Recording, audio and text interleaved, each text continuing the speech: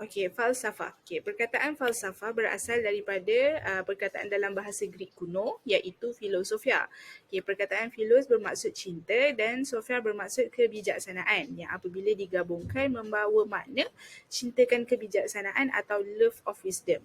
Okey, manakala secara amnya falsafah merupakan satu disiplin untuk mendapatkan kebenaran dengan menggunakan kebijaksanaan akal. Okey, proses untuk mendapatkan kebenaran adalah dengan cara bertanya kepada orang lain atau melakukan pemerhatian yang mana akan menghasilkan pengetahuan. Okey, pengetahuan itu juga boleh diperolehi dengan cara yang tertentu atau dikenali sebagai cara yang ilmiah. Okey, pengetahuan atau teori tentang ilmu yang diperolehi tersebut disebut sebagai epistemologi. Okey, terdapat 3 kategori ilmu falsafah iaitu yang pertama teori tentang ilmu, epistemologi, yang kedua ontologi, teori tentang kewujudan, dan yang ketiga aksiologi, teori tentang nilai. Okey, epistemologi. Okey, perkataan epistemologi, ontologi dan aksiologi adalah berasal daripada bahasa Yunani. Okey, perkataan epistemologi terdiri daripada kata-kata Yunani episteme yang bermaksud pengetahuan dan logos yang bermaksud kajian. Okey, teori tentang ilmu ni atau epistemologi berasal dari Yunani purba dengan ahli falsafah seperti Plato. Okey, Plato telah menentang konsep kepercayaan atau pendapat terhadap pengetahuan kerana pendapat bermaksud sudut pandangan subjektif tanpa ketegasan atau prinsip. Manakala pengetahuan adalah kepercayaan yang benar dan wajar yang diperolehi selepas proses pengesahan yang lebih mendalam. Okey, epistemologi mempunyai pelbagai maksud yang ditafsirkan oleh penulis-penulis yang dijadikan rujukan tentang maksud sebenar epistemologi. Okey, sebagai contoh, menurut Mahfud, epistemologi bermaksud cabang falsafah yang menganalisis sains dan merangkumi pelbagai bidang termasuk sumber, sifat manusia dan kebenaran. Okey, manakala menurut Siansa, epistemologi adalah cuba untuk menjawab soalan seperti apakah itu pengetahuan, adakah ia datang dari akal atau dari pengalaman. Bagaimanakah kita menentukan bahawa apa yang kita fahami adalah benar ataupun apakah yang kita dapat capai dengan kebenaran ini. Okay, oleh sebab itu, epistemologi adalah satu disiplin yang digunakan secara meluas dalam sains untuk menentukan tahap kepastian pengetahuan saintifik dalam pelbagai bidang. Okay, dengan cara ini, epistemologi juga boleh dilihat sebagai sebahagian daripada falsafah sains. Okay, yang ketiga, John Locke percaya bahawa pengalaman adalah sumber pengetahuan. Okay, dalam erti kata lain, John Locke percaya bahawa orang boleh memahami sesuatu melalui pengalaman sahaja. Assalamualaikum, nama saya Nurul Aisna dan sekarang saya ingin membentangkan tentang konsep kenecualian dan kesedaran ilmu. Daripada sumber Al-Quran untuk konteks epistemologi, Allah telah berfirman dalam dua surah iaitu surah Al-Hujurat dan surah Al-Isra yang bermaksud, wahai orang-orang yang beriman, jika datang kepadamu orang fasik membawa suatu berita, maka periksalah dengan teliti agar kamu tidak menimpakan suatu musibah kepada suatu kaum tanpa mengetahui keadaannya yang menyebabkan kamu menyesal atas perbuatanmu. Dan janganlah kamu mengikuti apa yang tidak mempunyai pengetahuan tentangnya. Sesungguhnya pendengaran, penglihatan dan hati semuanya itu akan dipertanggungjawabkan. Secara amnya, Islam amat mendukung usaha permunian setiap disiplin terhadap ilmu agar tidak menggugat serta mencemarkan nilai kenecualian ilmu. Tetapi, setiap sumber mestilah mencapai fakta. Sebagai contoh, sejak awal lagi ketika sains dan matematik masih belum terpisah daripada falsafah, Imam Al-Ghazali menilik dengan teliti setiap aspek pencegahan agar selari dengan prinsip Islam. Hasilnya, Imam Al-Ghazali telah mengusulkan pengasingan mutlak terhadap sains dan matematik. Terbuktilah bahawa Al-Imam Ghazali tidak menolak kefahaman saintisme, malah beliau tegas dengan konsep pengintegrasian ilmu. Dengan akal sendiri, manusia tidak mampu untuk mendapat petunjuk luar dari kebatasan yang telah ditetapkan oleh Allah. Maksudnya, wahyu sahaja yang memadai untuk digunakan sebagai sumber panduan ilmiah untuk akal berinteraksi dengan ketuanan serta sistem nilai dalam kehidupan manusia. Misalnya, ahli falsafah Islam seperti Al-Farabi dan Ibn Sina yang mengagumi falsafah Yunani ketika mereka aktif dalam aktiviti penterjemahan falsafah asing ke bahasa Arab. Bukan itu sahaja, mereka cuba untuk selarikannya dengan nas-nas Al-Quran melalui kegagasan Al-Tafiq Bayan Al-Din wa Al-Falsafah. Kesannya, pengaruh falsafah Yunani didedahkan kepada nas-nas agama yang serba-serbi seperti konsep teologi logik ketarutan alam. Assalamualaikum warahmatullahi wabarakatuh. Nama saya Nur Hafizah Fatimah Muhammad Rafi dari kelas AS 246-3B. Dan hari ini saya akan menjelaskan perbezaan antara epistemologi barat dan epistemologi Islam. Dalam epistemologi barat, ia diasaskan oleh tamadun Yunani dan Rom melalui pengamatan dan pengkajian ilmu secara pragmatik dan sekularisasi. Ahli teologi Belanda Cornelis van Prusen yang mengasaskan sekularisasi yang mengatakan bahawa dia ingin membebaskan dunia daripada kefahaman beragama, menolak segala pandangan yang tertutup serta mitos-mitos yang telah lapuk. Epistemologi barat adalah berdasarkan logik, kerana epistemologi barat menggunakan pengetahuan yang lebih bercorak daripada rasional, empirical serta menekankan logik akal semata-mata. Ianya menegakkan nilai-nilai empirikal seperti yang mengaplikasikan panca indera, intuisi atau naluri, pengalaman sebagai sumber ilmu untuk menentukan fakta sesuatu kajian dan mengukuhkan teori mereka. Sebagai contoh, pemikiran logik daripada Plato yang diguna pakai dalam karyanya The Republic. Pendidikan merupakan suatu proses untuk membentuk individu berakhlak mulia.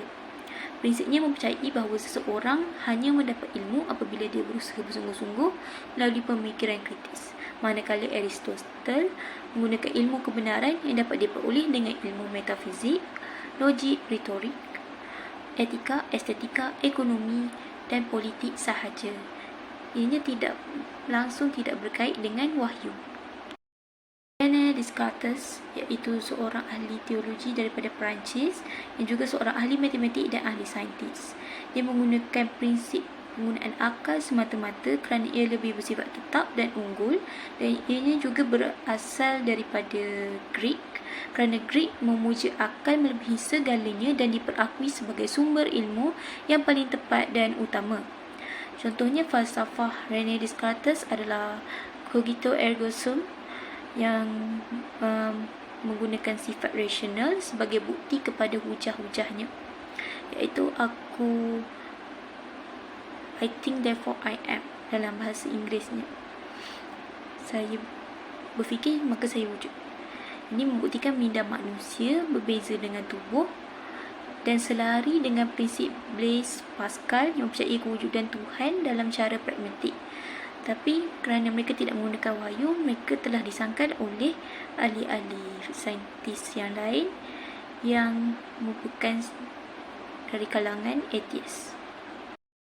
Epistemologi Islam juga digunakan untuk menentukan kesahihan sesuatu teori. Contohnya teori Darwinism yang dikemukakan oleh Charles Darwin yang mengatakan bahawa manusia dan haiwan berevolusi dan kejadian alam ini adalah semula jadi dan kebetulan sahaja. Ini amat bertentangan dengan Islam kerana fahaman Darwin amat terpesong kerana menyangka alam terjadinya dengan sendirinya, walhal kita tahu bahawa alam ini telah diciptakan oleh Allah Subhanahu Wa Taala. Firman Allah dalam surah Al-Hijri ayat 26, dan sesungguhnya kami telah menciptakan manusia Adam dari tanah liat yang kering yang berasal dari tanah kental yang berubah warna dan baunya. Kita juga boleh menyangkal dengan hukum termodinamik yang kedua, iaitu entropi, disorder dan sistem atau meningkat dari semasa ke semasa. Alam semesta adalah dipenuhi proses yang tidak boleh diputar balik atau irreversible force kerana peningkatan entropi yang berterusan mengikut ketetapan, arahan atau order. Ia juga selari dengan mengapa manusia tidak boleh merentas masa. Ini membuktikan bahawa revolusi manusia dan perentasan masa tidak mungkin akan berlaku. Hai, Assalamualaikum, nama saya Anis Najah binti Muhammad Arif. Saya ingin membentangkan perihal sumber ilmu dalam konsep epistemologi Islam. Seperti yang kita sendiri tahu, ilmu itu sendiri adalah kebenaran falsafah yang cukup tepat. Islam sendiri juga mewajibkan kita untuk menerima ilmu bagi orang lelaki maupun wanita. Rasulullah juga ada bersabda, iaitu menuntut ilmu hukumnya wajib bagi seseorang Muslim lelaki maupun Muslim perempuan. Sorry. Selain itu, Allah juga ada berfirman dalam surah Al-Alaq dalam ayat 1 hingga 5, di mana surah ini menjelaskan mengenai penciptaan manusia serta pentingnya ilmu pengetahuan diwajibkan untuk menuntut ilmu sejak dari buayan hingga ke liang lahat.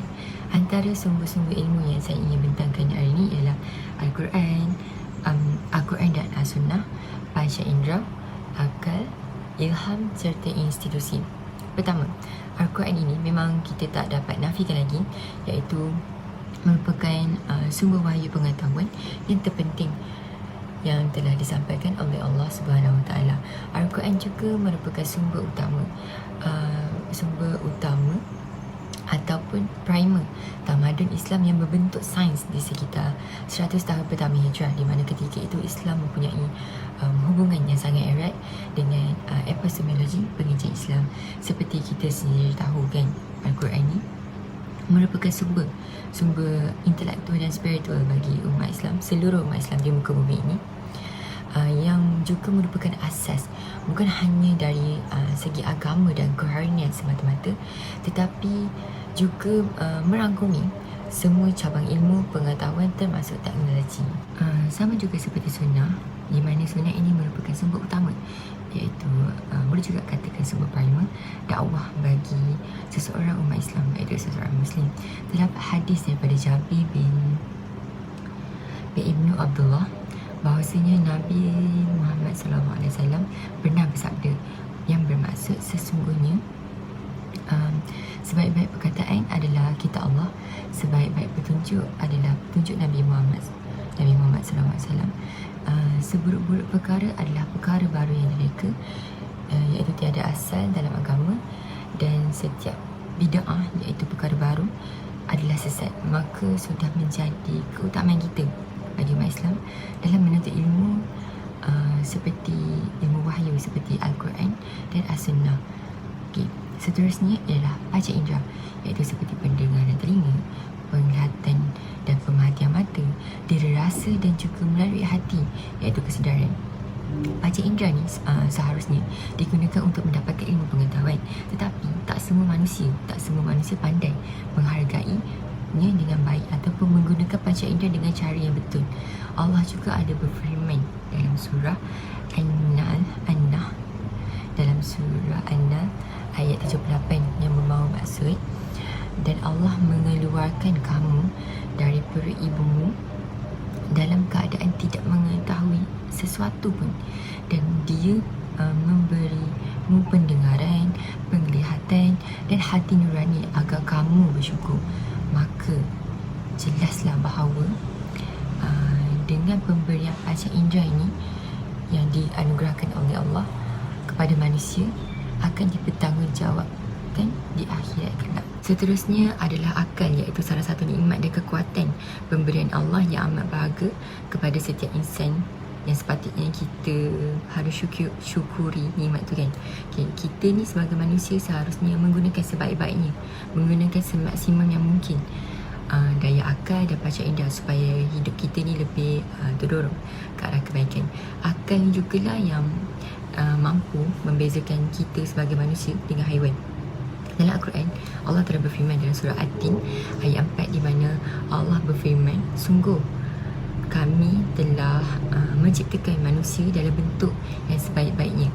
Dengan akal jugalah manusia ni mampu berfikir yang mana satu baik dengan yang mana satu buruk. Selain itu, Allah juga banyak seruan dalam Al-Quran. Allah ni menggalakkan kita supaya manusia ni kita menggunakan panca indera dengan akal yang baik, supaya kita ni merenung dan berfikir, memerhati alam sekeliling ni supaya dapat menggagumi kebesaran Allah yang hakiki. Okey, kita dah bincangkan 3 sumber ilmu, iaitu pertama tadi Al-Quran Sunnah, baca indera dengan akal. Seterusnya ialah ilham. Ilham ni pernah juga ditafsirkan sebagai firasat, di mana Ustaz Syekh Abu Ali Ad-Dadab pernah berkata firasat ini juga adalah salah satu suara batin yang masuk ke dalam hati. Okey, kepada setiap orang yang mempunyai iman yang lebih kuat, pastinya firasatnya lebih tajam. Begitu juga pandangan Al-Ghazali, di mana ilham ni merupakan cahaya yang datang dengan bersih, dengan nurani dan lembut. Ilham ni juga pernah ditafsirkan sebagai ilmu yang didapati tanpa jalan mengkaji dan mencari dalil.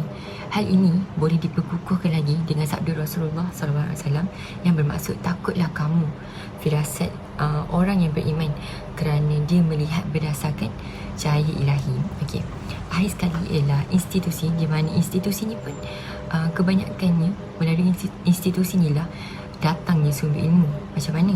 Kita pergi sekolah, kita belajar. Contohlah kan, sesi kuliah, sekolahan, seminar, ceramah dan sebagainya. Seterusnya, kita akan pergi kepada kepentingan epistemologi, iaitu yang pertama, mengetahui syarat-syarat ilmu. Syarat-syarat ilmu ialah satu persoalan falsafah tentang sifat ilmu supaya lebih jelas perkara yang dimaksudkan dengan sesuatu ilmu tersebut. Dengan mengetahui syarat-syarat ilmu, ia akan menyebabkan satu ilmu yang dipelajari akan lebih sahih dan benar. Syarat-syarat ilmu pengetahuan dapat dibahagikan kepada 3 perkara, iaitu justified, true and belief. Dia bermula dengan kepercayaan. Salah satu ialah kepercayaan, iaitu kepercayaan yang benar, dan juga syarat kepercayaan tersebut mestilah mempunyai justification atau alasan yang kukuh. Berikutan apabila kita mengetahui tentang syarat-syarat ilmu, kepentingan yang pertama ialah kita dapat mengelakkan daripada mempercayai pseudo ilmu, dan juga kita dapat mengelakkan daripada tersasar dalam mempercayai propaganda barat dan ilmu yang tidak berasas. Seterusnya, mengelakkan kita daripada mengambil tindakan yang salah, dan seterusnya akan mengurangkan risiko atau keburukan yang datang daripada masalah tersebut. Seterusnya, menjadikan kita lebih berhati-hati dalam mempelajari dan menghayati ilmu, dan melahirkan seseorang yang berfikiran kritis dan matang dalam menyelesaikan masalah. Kepentingan epistemologi yang seterusnya iaitu sumber ilmu menjadi salah satu maslahat kepada manusia sejagat. Seperti yang kita sedia tahu, sumber ilmu terbahagi kepada beberapa kategori dan salah satunya ialah sumber akal. Dengan sumber akal, ilmu itu akan tampak lebih jelas, dan akal yang sihat dapat mengatur hubungan yang sesuai antara satu ruang ilmu dengan satu ruang ilmu yang lain. Seperti firman Allah, iaitu Allah menciptakan akal dalam keadaan sempurna dan mulia sehingga dapat meningkatkan darjat manusia. Semua makhluk tunduk dengan manusia kerana manusia mempunyai akal dan kedudukannya adalah seperti seorang raja yang memiliki banyak pasukan. Ia mempunyai keampuan, membedakan antara yang hak dan batil serta memahami sesuatu perkara. Kebahagiaan spiritual adalah akal kerana menyebabkan fizikal seseorang mempunyai kekuatan, iaitu jiwa, roh bagikan lampu, sedangkan sinarnya adalah akal yang menyinari seluruh tubuh. Seterusnya iaitu sumber panca indera. Manusia akan menggunakan nikmat panca indera yang dikurniakan ini dengan sebaik mungkin. Kepekaan kita terhadap persekitaran akan semakin meningkat, malah membuat pemerhatian lebih. Kita akan membuat pemerhatian terlebih dahulu dalam mengetahui suatu kebenaran. Malah kita pasti akan menggunakan segala nikmat panca indera ke arah jalan yang benar, dan seterusnya mengelakkan kita daripada melakukan kemaksiatan dan dosa. Seterusnya iaitu sumber ilham. Ilham adalah sebagai salah satu sumber ilmu yang dapat mendorong manusia berusaha menjadi lebih baik dengan memperbanyakkan amal ibadah serta berusaha menahan diri daripada melakukan perkara yang dilarang oleh syariat agama. Sebagai contoh, ilham yang dikurniakan Allah SWT dalam surah Al-Qasas ayat yang ke-7, di mana ibu kepada Nabi Musa diilhamkan untuk menghanyutkan bayinya ke dalam sungai Nil. Jadi, kisah ini dapat dijadikan panduan kepada kita dalam berusaha menjadi seorang yang mempunyai hati yang bersih dan lebih baik.